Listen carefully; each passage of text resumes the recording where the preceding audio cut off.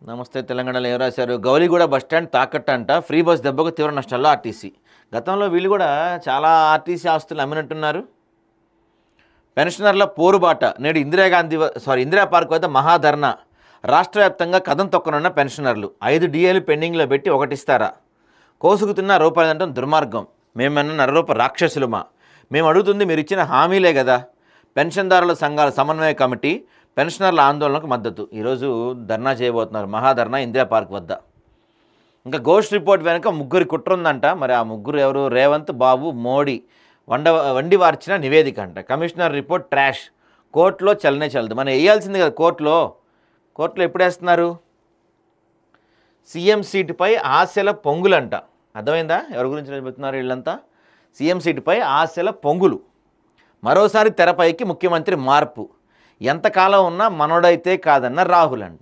ఇప్పుడు ఈ 2 సంవత్సరాల్లో, ఇంకా 2 సంవత్సరాలు అవ్వలేదనుకోండి, 1.5 ఇయర్లో ఈ పత్రికలో కానీ, సోకాల్డ్ ఈ పింక్ మీడియా ఏదైతే ఉందో ఆ పింక్ మీడియాలో కానీ ముఖ్యమంత్రిని తీసేశారు, రేవంత్ రెడ్డిని దింపేశారు, రేవంత్ రెడ్డికి రాహుల్ గాంధీ అపాయింట్మెంట్ ఇవ్వట్లేదు, రేవంత్ రెడ్డిని రాహుల్ గాంధీ పట్టించుకోలేదు, రేవంత్ రెడ్డికి రాహుల్ గాంధీ షేక్ హ్యాండ్ ఇవ్వలేదు.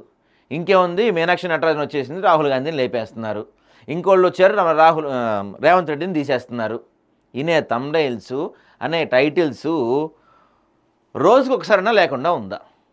రోజుకు ఒక్కసారి ఏదో ఒకటి వీళ్ళు పింక్ మీడియా మొత్తం చూద్దాం.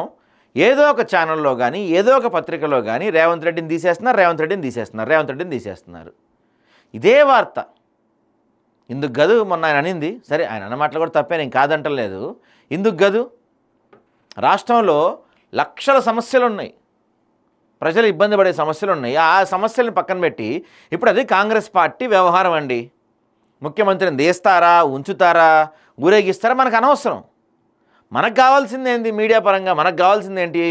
ముఖ్యమంత్రి ఉంటే ఆ ముఖ్యమంత్రి సరిగా పనిచేస్తున్నాడా లేదా, ప్రజలకి అందుబాటులో ఉంటున్నాడా లేదా, ఇవి మనకు కావాల్సింది. ఎన్నిసార్లు రాస్తారు మీరు ఇది? బోనస్కు సున్నం. రైతులు సన్నధాన్యం విక్రయించి 3 నెలలు పూర్తి, ఇప్పటి వరకు బోనస్ చెల్లించని కాంగ్రెస్ సర్కార్ అంట. ఇదైతే వాస్తవమే, కొన్ని చోట్ల ఇది కనపడుతుంది. నిన్న ఒక ప్రముఖ ఛానల్కి ఇచ్చిన ఇంటర్వ్యూలో భట్టి గారు మాట్లాడుతూ ఆయన ఏమంటారంటే 6 హామీలు దాదాపుగా అయిపోయినాయి అని చెప్తున్నారు. మరి అవి ఎక్కడ అయిపోయినాయి అంటూ ఆయనకే తెలియాలి.